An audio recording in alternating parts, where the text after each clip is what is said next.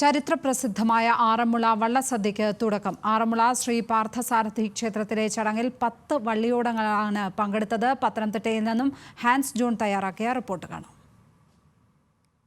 ആറന്മുളയിൽ ഇനി വരുന്ന 74 ദിവസം ഉത്സവമാണ്. ആറന്മുളയുടെ ഓണമാണ് ഈ കാലയളവ്. വിഭവങ്ങളുടെ എണ്ണം കൊണ്ടാണ് ആറന്മുള സദ്യ പ്രശസ്തമാകുന്നത്. ആറന്മുളയിൽ ഇനി വരുന്ന 74 ദിവസം ഉത്സവമാണ്. ആറന്മുളയുടെ ഓണമാണ് ഈ കാലയളവ്.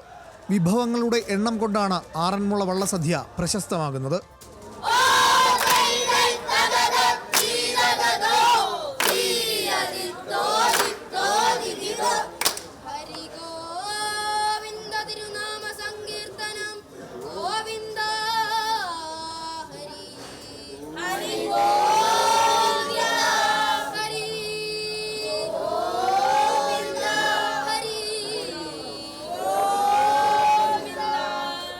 പള്ളിയോടങ്ങളിലെത്തുന്ന കരക്കാർക്കും വഴിപാടുകാരുടെ ക്ഷണിതാക്കൾക്കുമായി 69 വിഭവങ്ങൾ അടങ്ങുന്ന സദ്യയാണ് നൽകുന്നത്. Thiruvithamkoor Devaswom board president advocate PS Prashanth, പള്ളിയോട സേവാ സംഘം ഭാരവാഹികളടക്കം ജനസാഗരമാണ് ഉദ്ഘാടന കർമ്മത്തിൽ പങ്കെടുത്തത്.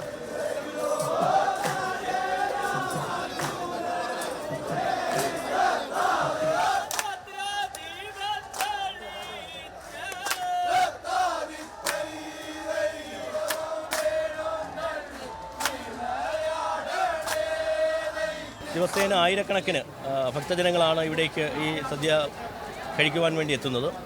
അതിനു വേണ്ടിയിട്ടുള്ള എല്ലാ ക്രമീകരണങ്ങളും ദേവസ്വം ബോർഡും ജില്ലാ ഭരണകൂടവും ഒരുക്കിയിട്ടുണ്ട്.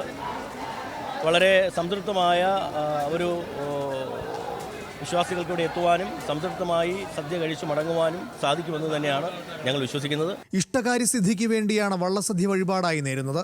52 പള്ളിയോടക്കരക്കാർക്ക് വള്ളസദ്യ വഴിപാടായി നൽകുന്നു. ക്ഷേത്രക്കടവിലേക്ക് എഴുന്നള്ളുന്ന പള്ളിയോടങ്ങളെ വഞ്ചിപ്പാട്ട് പാടി വഴിപാടുകാർ സ്വീകരിക്കും. 3 തവണ ക്ഷേത്ര പ്രദക്ഷിണത്തിന് ശേഷമാണ് കരക്കാർ സദ്യപ്പന്തലിലേക്ക് കടക്കുന്നത്.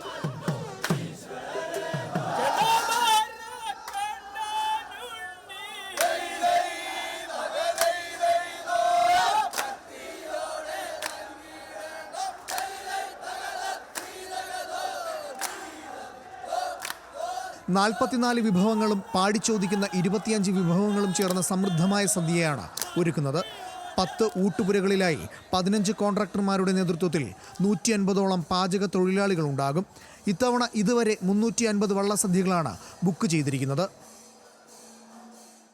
അഷ്ടമി രോഹിണി വള്ളസദ്യയും ഉത്രട്ടാതി ജലമേളയും ഒക്കെയായി ഒക്ടോബർ 2-നാണ് ആറന്മുളയുടെ ആഘോഷവും ആവേശവും അവസാനിക്കുന്നത്. ക്യാമറാമാൻ ബിബിൻ വെൺപകലിനോടൊപ്പം Hans John, news Malayalam, Pathanamthitta.